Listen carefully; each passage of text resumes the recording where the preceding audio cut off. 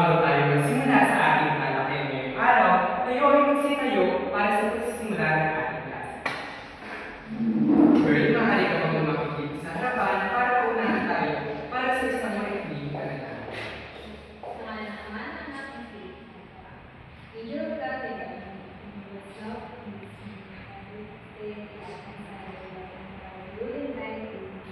Yan, maraming salamat, Pearl. Ngayon naman, magandang hapon, Baitang Lima. Magandang hapon po. Kumusta ang lahat ngayon? Mabuti naman po. Kung kayo ay masaya at maganda ang inyong mga pakiramdam, itaas ninyo ang inyong mga kamay. Ngunit kung kayo ay okay lang, medyo pagod at hindi gaano maganda ang inyong mga pakiramdam, bigyan niyo lang ako ng thumbs up. Ayan, maraming salamat mga bata sa inyong pagbabahagi ng inyong mga nararamdaman. Tandaan, mahalaga ang inyong mga emosyon at ayos lang mag-usapan ito lalo na kung may pumapagagal sa inyo. Ngayon, sabay-sabay tayo huminga ng malalim. Inhale, exhale. Inhale, exhale. At maghanda pa rin sa kahanga-hanga, araw ng kasiyahan at pag-aaral. Ngayon naman, upang magbibisigla sa ating klase, tayo ay aawit ng bahay ko.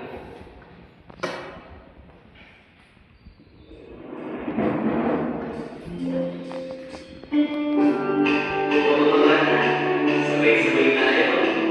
Awitin natin ang bahay ko. Bahay, bahay, kubo, kahit munti, ang halaman ko ay isa-isa.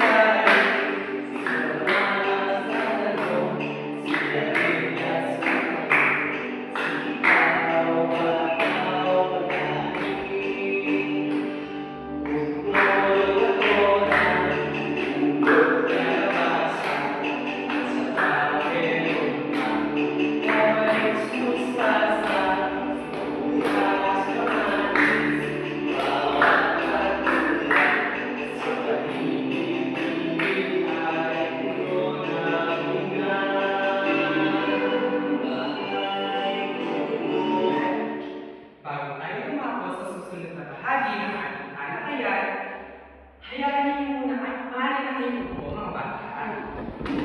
Bago tayo tumako sa susunod na bahagi ng ating talakayan, hayaan niyo muna ako na tawagin ang inyong mga pangalan. Kapag tinawag ko ang inyong mga pangalan, sabihin ninyo ang present.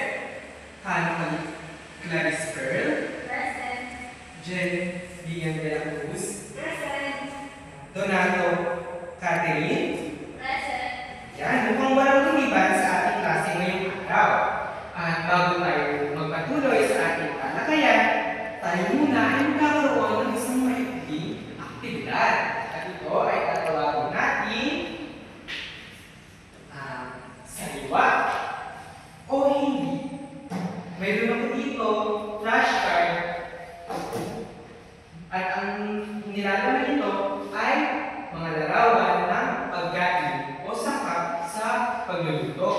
Kapag sa palagay ninyo, ang pagkain na aking ipapakita ay sariwa at masustansya, itataas ninyo ang thumbs up. Ngunit kung ang pagkain na aking ipapakita ay hindi sariwa at hindi rin masustansya, itataas ninyo lamang ang inyong mga kamay. Naintindihan ba mga bata? Oo. Para sa unang larawan, ano ito? Sariwa o hindi? Mahusay. Susunod. Mahusay. Tama kayo mga bata. Ito ay hindi na sariwa at hindi na rin masustansya dahil ito ay bulok o sirana. Susunod. Mahusay. Magaling. Mahusay. At panghuli, magaling. Lagi kong tatandaan ang pinagkaiba ng sariwa at hindi sariwa. Gawin na rin ang masustansya sa hindi masustansya.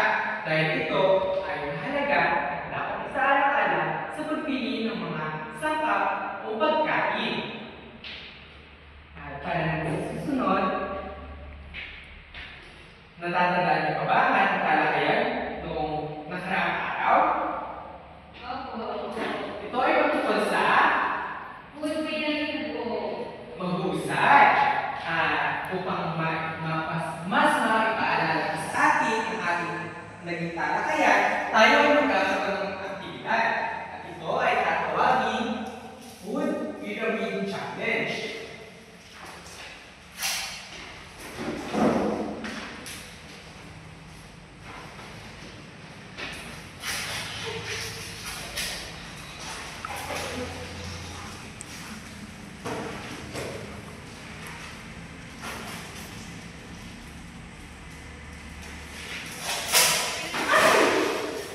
Ayan, akin na lang mabuhakan ang ating chart.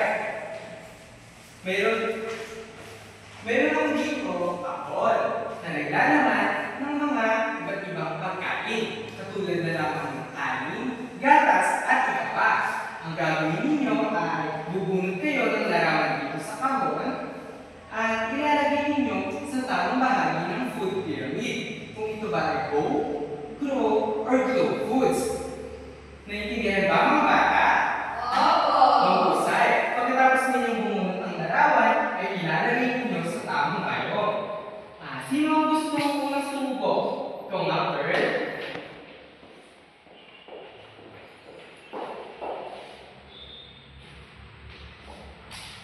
Tama ba ang sagot ni Pearl? Opo. Mahusay. Para naman sa susunod, sino ang gusto sumubok? Ikaw nga, Catherine?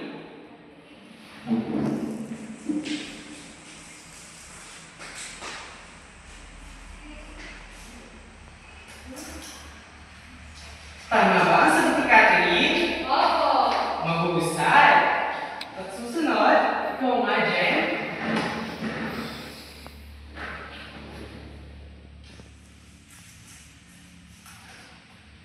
Tama ba ang sagot ni Jen? Opo. Mahusay. Talagang kayo nga ay nakinig sa ating talakayan noong nakaraang araw.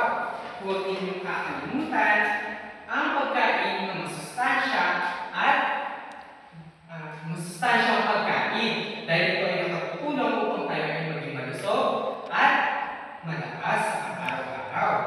Ngayon naman yung bata may ipapakita ko sa inyo larawan. Tingnan niyo ang larawan ito. Ano ang nakikita ninyo? Adobong sitaw po. Mahusay. Sino sa inyo ang madalas kumain ng mga ulam na may gulay gaya ng adobong sitaw? Mahusay.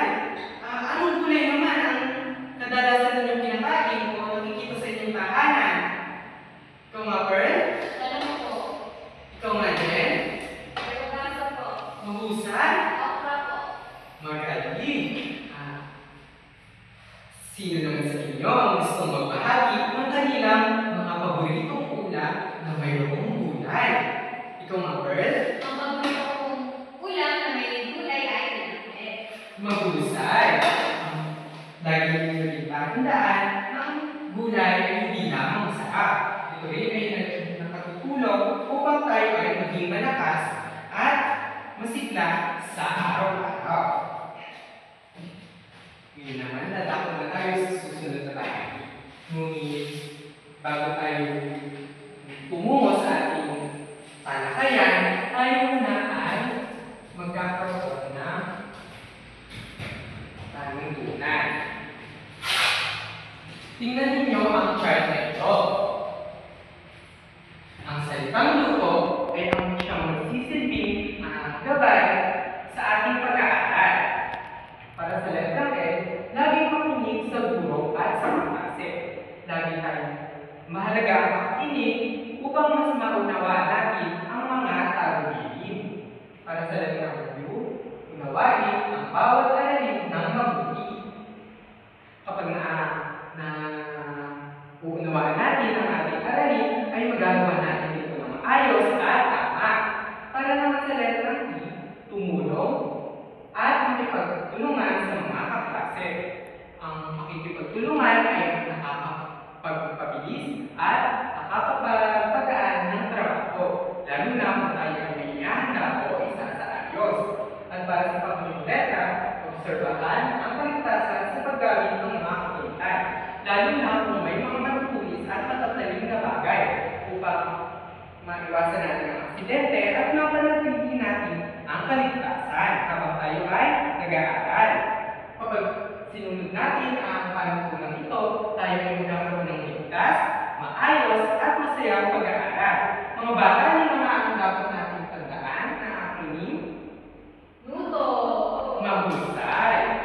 Ngayon naman, dadako na tayo sa susunod na bahagi. Narito ang mga sangkap sa pagluluto ng adobong sitaw. Pero, hindi tayo nag-iisa ngayong araw. Makakasama natin ang kaibigan natin na si Mr. How de Caro. Ano na ka ulit ang pangalan ng ating kaibigan na makakasama ngayong araw? Mr. How de Caro po. Mahusay. Ngayon naman ay narito ang mga sangkap. Pag nakumpleto natin ang mga sangkap na ito, tatawag ako ng isang mag-aaral upang isa-isahin at banggitin ng malakas ang mga sangkap para sa ating lulutuin ngayong araw.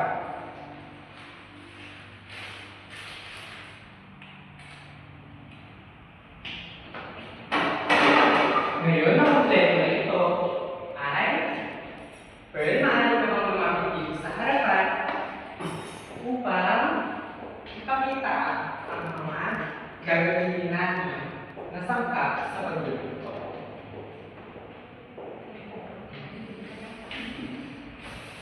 Ito po ay sitaw.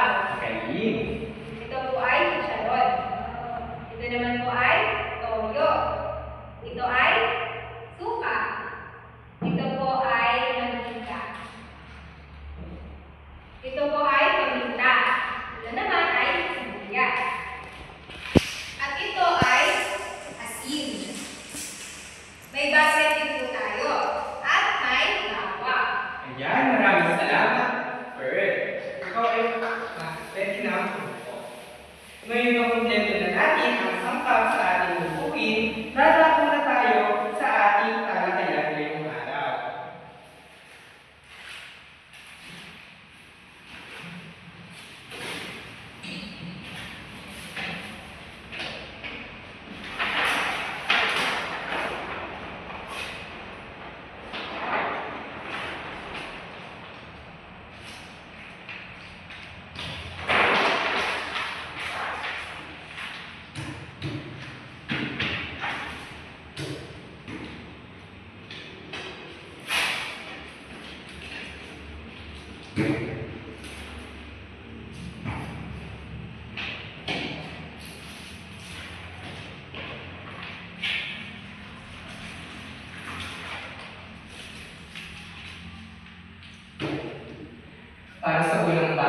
Para sa unang makbang, pakibasa na. Hugasan at hiwain ang isang tali ng sitaw sa maliit o katamtamang suka. Ayan, gawin natin ang paghihiwa. Kukuha lamang kayo ng isang tali ng sitaw. Ngunit bago natin ito hiwain, ay atin muna itong hugasan sa malinis na tubig upang maalis natin ang dumi.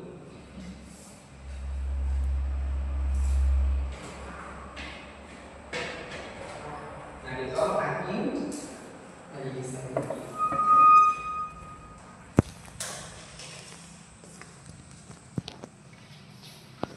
Hugasan natin ang ating sitaw.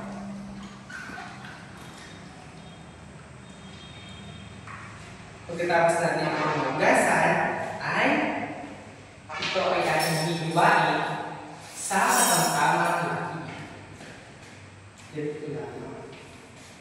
Nakikita ninyo ba mga bata? Opo! Tatanggalin muna natin ang dulong parte at hihiwain natin ito sa katamtamang laki. Yan, ganyan. Mga bata, sino ang gustong sumubok na hiwain ang ating sitaw? Ikaw nga, Jen, kung dito sa harap, at ipagkita mo sa iyong mga kabag-aral kung paano nga ba hiwain ang ating ating sitaw.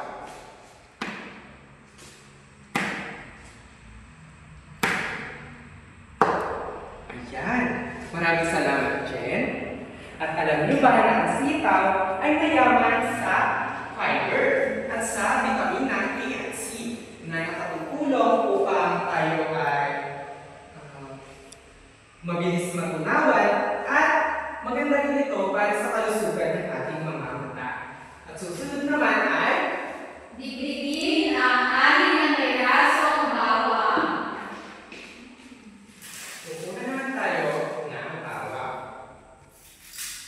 Ang halaga ay anim na piraso lamang.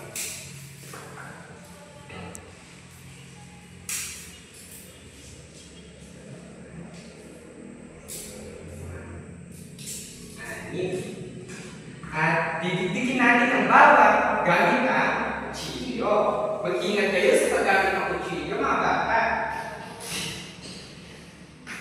Pagkadikdik ay gigawain natin ito ng maliit.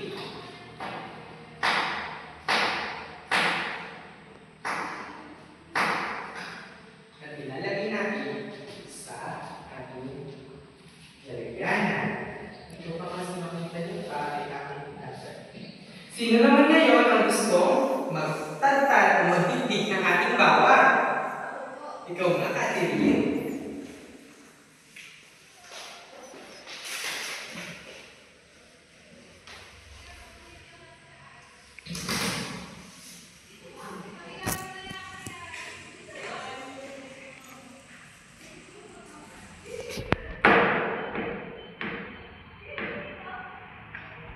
Ayan, maraming salamat, Catherine. At alam niyo ba na ang bawang ay mayaman sa antibacterial property at nakatulong din ito na makapagpababa ng ating cholesterol. At ang susunod naman ay kapag nalagyan na natin ang ating bawang ay Dagdagan ang isang pirasong sibuyas. dapat pa rin na natin. Yes.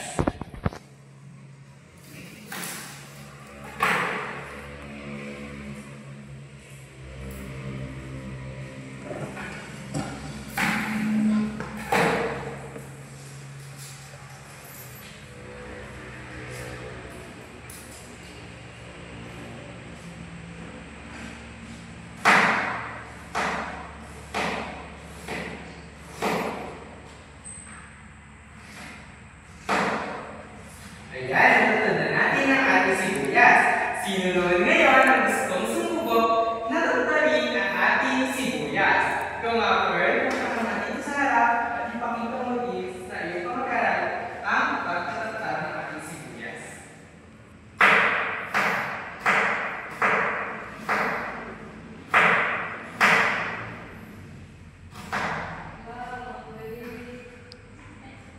Ayan, maraming salamat, Pearl. Alam niyo ba na ang sibuyas ay nagbibigay ng aroma at ito rin ay nakatutulong upang para dumaloy ng mabuti ang ating dugo sa katawan.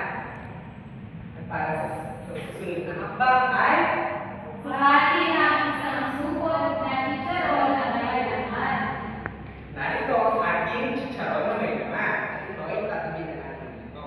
Alam niyo ba na ang chicharon ay nagbibigay ng malutong na texture at protina. Ngunit ang tandaan ninyo na kapag kumain tayo nito ay dapat natatama lamang. At para sa susunod, Bahati ang 3 kutsara ng suka. ngayon meron tayo ng kutsara at ilalagay natin dito sa ating paper cup ang suka.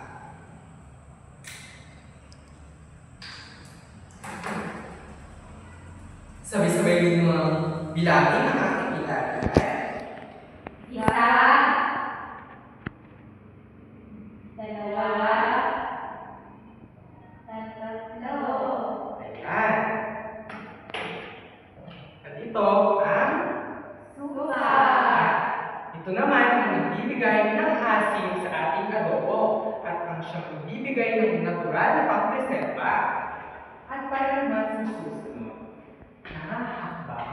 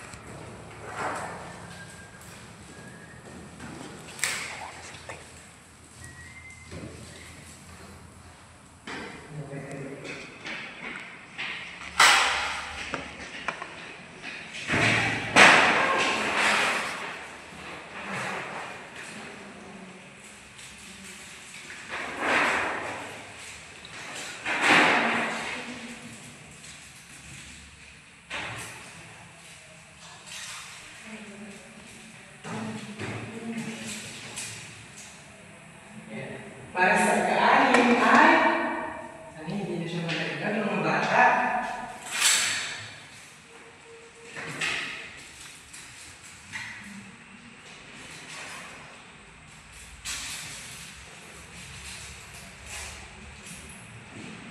Susukatin na natin ang 4 na kutsara. Ito pa ulit tayo ng atika. Sabay-sabay nga ulit tayo magbilang.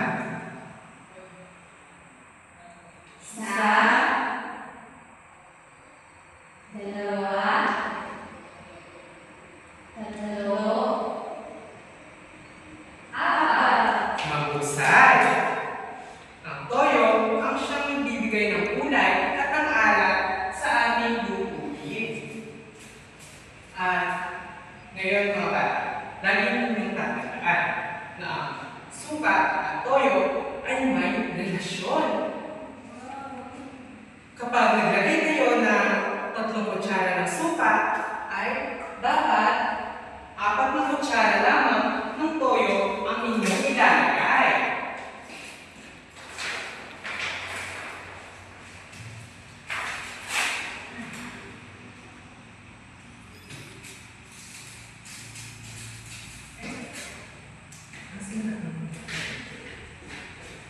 Ganito yun. Kapag 4 na kutsara ng toyo, ang ilalagay ninyo lamang ay 3 kutsara ng suka. Para maging balanse at tama ang lasa ng ating lulutuin. Para naman sa itong hakbang, ibasa na. Sukatin ang 3 kutsarang mantika. Yan. Ngayon naman, susukatin natin ang 3 kutsara ng mantika.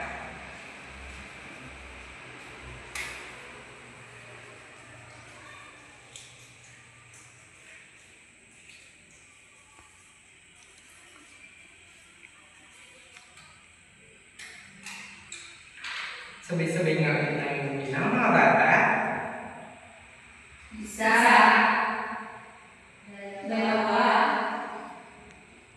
3. Yan. 3 kutsarang mantika. Ang mantika ay ang gagamitin natin na pag-isa ng bawang at sibuyas. Magdahan-dahan din tayo sa paggamit ng mantika dahil ito ay masyadong mataba. Para naman sa ito hakbang ay Sukatin ang ating lasa ng tubig. ayun, ay tubig.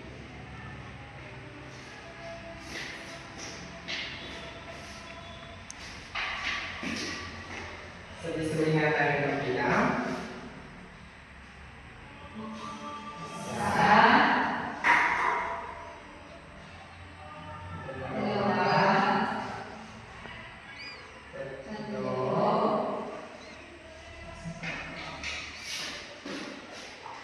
1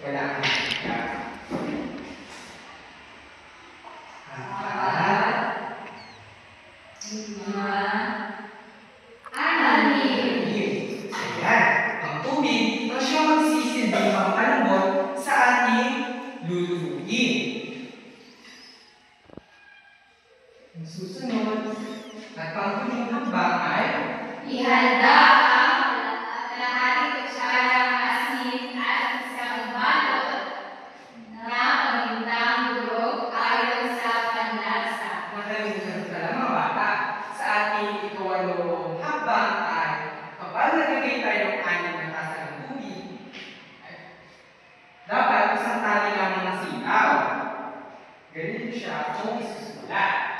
Kapag isang tali lamang ng sikaw ang ating lulutuin, dapat 6 na basong tubig lamang ang ating gagamitin. Yun, para sa paghuli ay narito galing asin.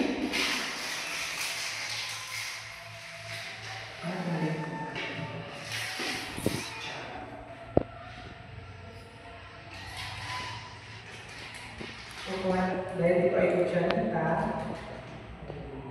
yan. Ito ay ang ating asin. At para naman sa paminta, kukuha lang tayo ng isang bado.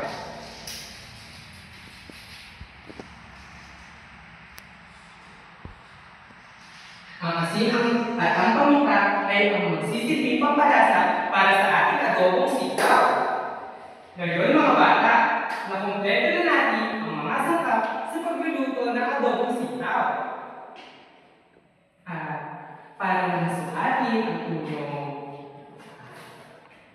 kaalaman tungkol sa fraction o ratio, tayo ay magkakaroon ng isang aktibidad. Akin mo na ginagawa.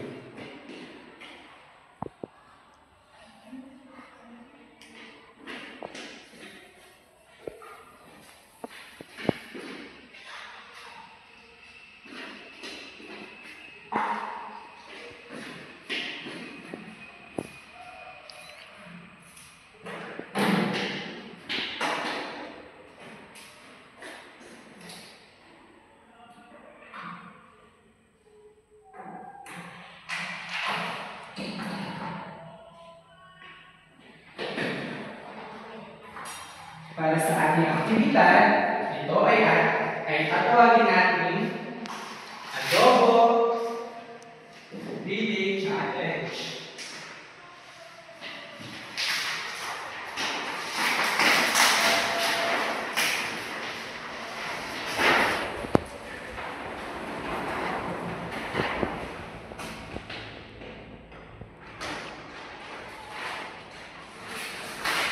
Ang gagawin ninyo lang mga bata ay bubunot kayo ng larawan dito sa ating basket.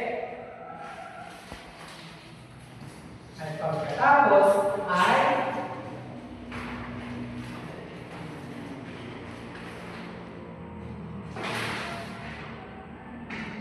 bubunutin nyo naman ang ratio o sukat dito sa ating kupon.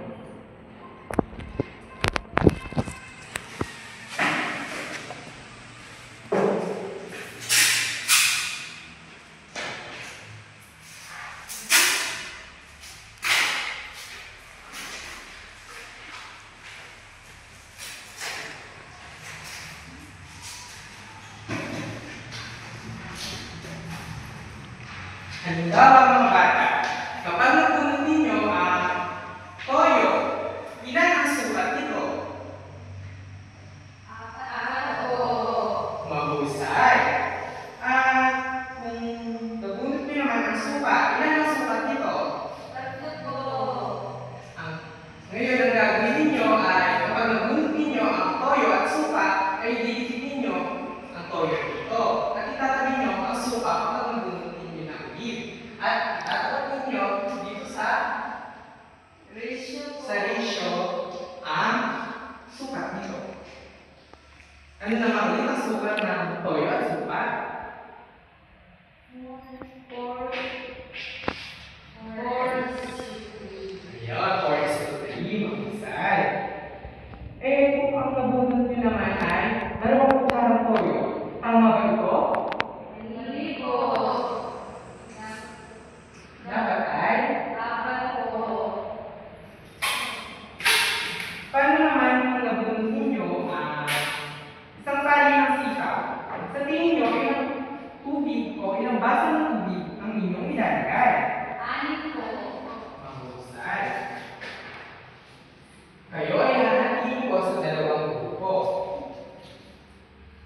Ito ang pangkatuna, ito ang pangkat-dalawa. Kayo ay aking orasan.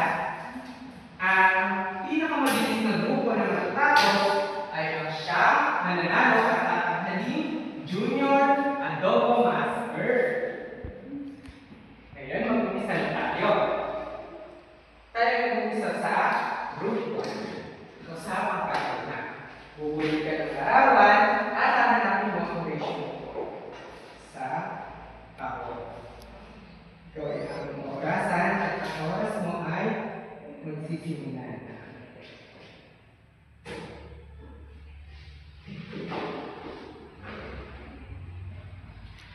Mga bata, tandaan niyo pala na kapag mali ang nakalagay sa ratio card, dapat ninyo itong ibahin at ilalagay dito. Dahil pa mga marker. Start na.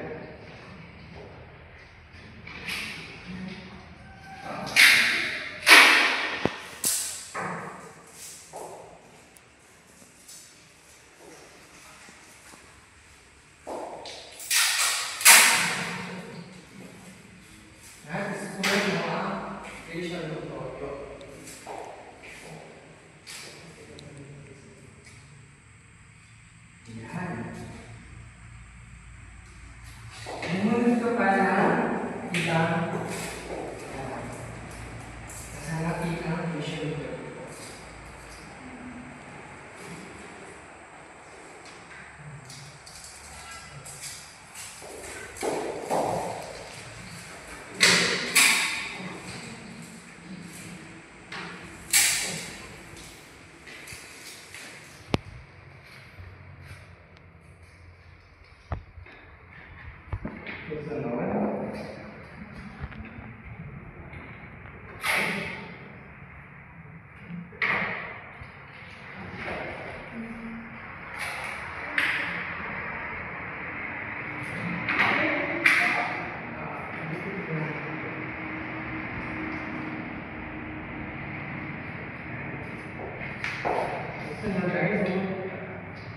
Hanggang sa maubos na picture.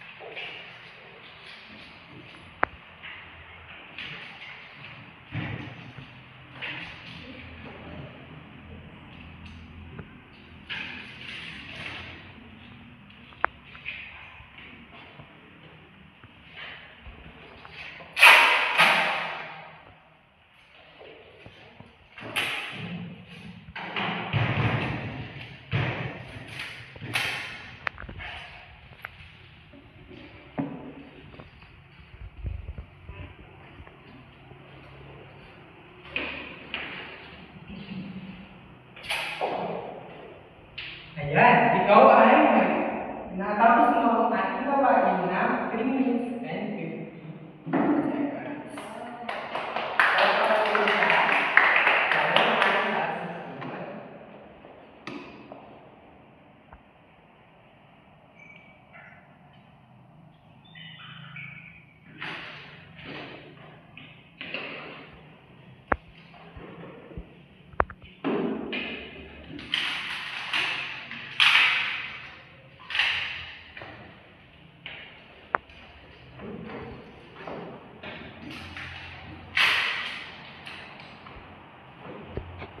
Para sa susunod na grupo, ganun din lamang ang inyong gagawin.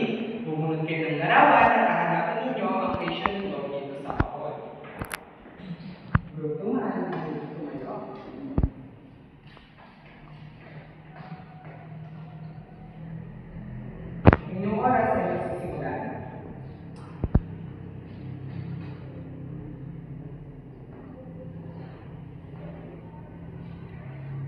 Natin din yung attention dito.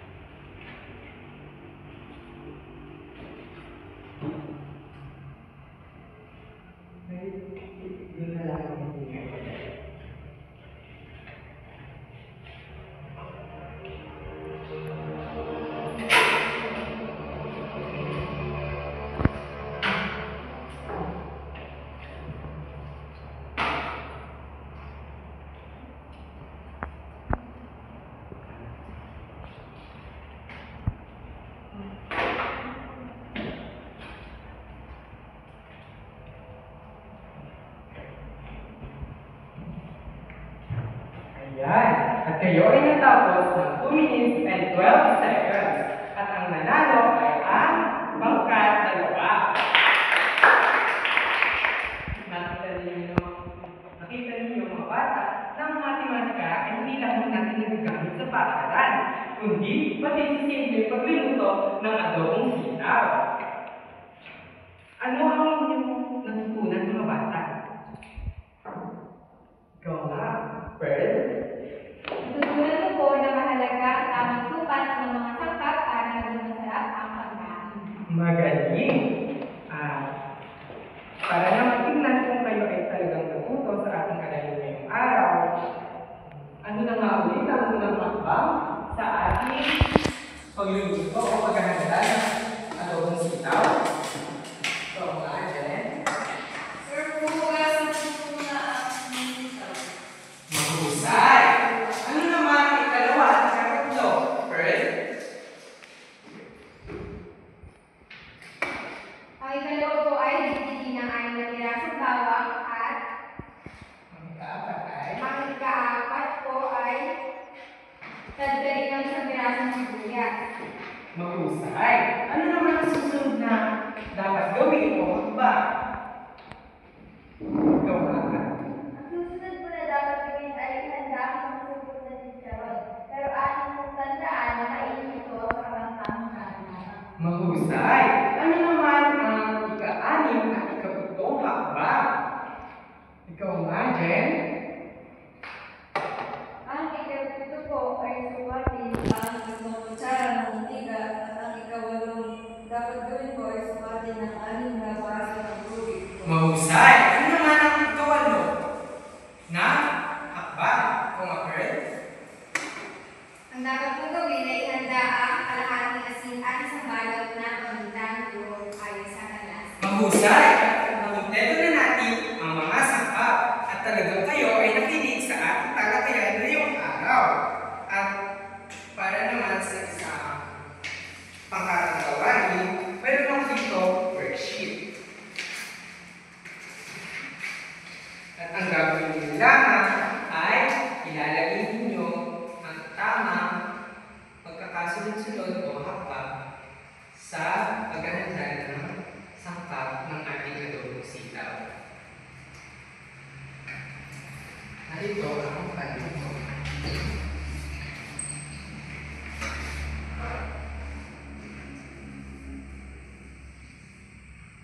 At ayaw mo na pala gagawa ng poster. Pakibasa ka, ano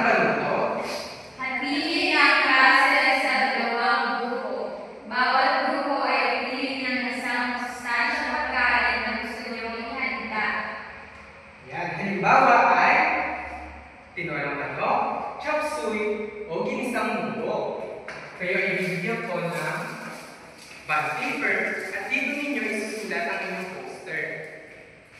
At pagkatapos ninyong magawa ang inyong poster ng napili ninyong ulat na mayroong kulay, ay ilalagay ninyo ang mga hakbang sa likod. Kayo ay bibigyan ko lamang ng 15 minutos upang gawin ang aktibidad. Maaari na kayo magsimula.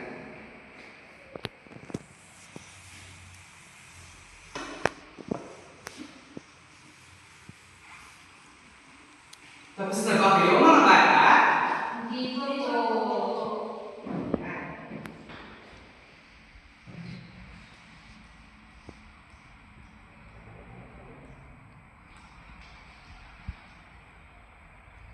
Tapos na ba mga bata? Ayan, mukhang kayo ay tapos na. Maaari ninyo na itong ipasa.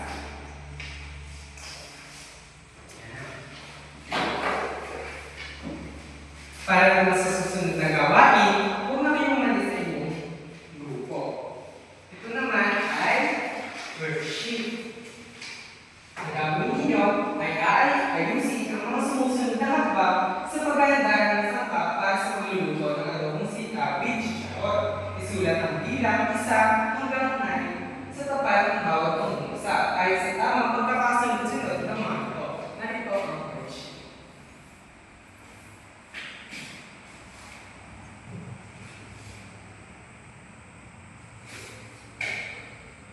Tapos na ba kayo mga bata?